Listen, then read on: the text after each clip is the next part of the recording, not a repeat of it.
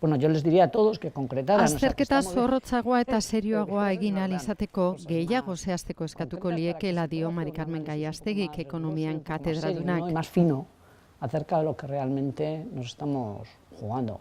Benetan importantena dana ez da konkretekatza. Esan dutxo da moduan. Importantena da, azkenean, segetatzen da gure enpresekin, gure maila teknologikoarekin, gure egitura produktiboarekin. Eta hori neurri batean alderdiak ahaztuten ari dira edo. EAJak eta PSEek bihar sinatuko duten aurre akordioaren ardatz nagusiak, ekonomia bultzatu eta enplegua sortzea, zerga sistema eta administrazioa egokitzea eta ongizate estatua bermatzea dira. Pero eso son palabras.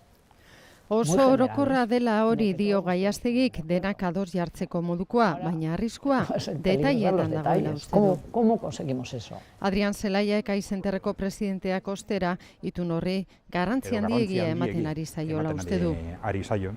Ze printzipioz krisiari aurre egiteko orduan hemen gauzatzen diren kontzeptuak ez dira importantenak. Bere ustez premiazkoa dira, baina ez nahikoak krisialditik ateratzeko. Baina gure erronkari funtsezkoenan arlo produktiboan dagoz, hau da, enpresen inbertsioetan, teknologian, oso maila teknologiko bajo daukogu, eta hori da gure arazorik funtsezkoena momentu honetan, eta izango da hurrengo urtetan eta prestakuntzan.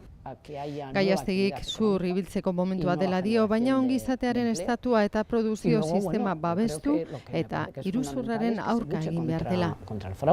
Eta egin behar dire, ja. Eta gabilz, igual 10-15 urte horretan bebai, inpaz ulertezin batean, eta denpora galtzen, eta beste batzuen atzetik geratzen.